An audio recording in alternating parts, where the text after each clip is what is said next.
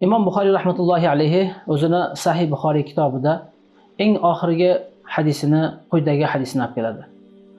Payg'ambarimiz sollallohu alayhi vasallam aytadi: "Kalimatani habibatani ilar rahman, khafifatani alal lisan, thaqilatani fil mizan, subhanallohi va bihamdihi subhanallohil azim." Bu hadis sahih hadis. Rasululloh sollallohu alayhi vasallam aytadi, ikki kalima bor. U kalima tarozida og'ir, tilga juda yengil. Va Alloh subhanahu va taologa esa juda sevimli va Alloh subhanahu va taologa mahbub zikr. U zikr subhanallohi va bihamdihi subhanallohil azim.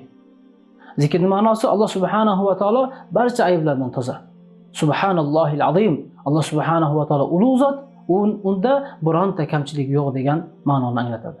Aziz birodar, har bir vaqtda shu duoni qilaylik. Alloh subhanahu va taologa mahbub, tilimizga yengil, tarozida og'ir, Allohga esa juda bir sevimli, suyukli zikrlar. Alloh subhanahu va taolo Qur'oni Karimda doimo zikr qilgan insonlarni aqlli insonlar degan. Alloh subhanahu va Qur'oni Karimda aytadi: "Allazina yadhkurunalloha qiyaman va qu'udan va ala junubihim va yatafakkaruna fi xalqis samawati val ard." Aqlli insonlar turib, o'tirib, yotib olib Alloh taoloni zikr qiladi va Alloh subhanahu va taolo yaratgan narsalar haqida yatafakkarun, tafakkur qilishadi. Alloh osmonni qanday yaratdi? Biz oddiy bir narsani, yaralingan narsalarni to'plash uchun qanchalik qiynalamiz.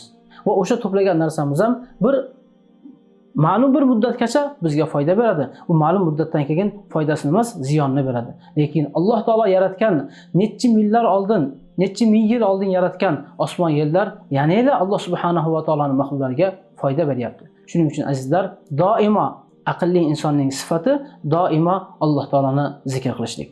Alloh taolo barchamizni doim zikr qiluvchi insonlardan qilsin.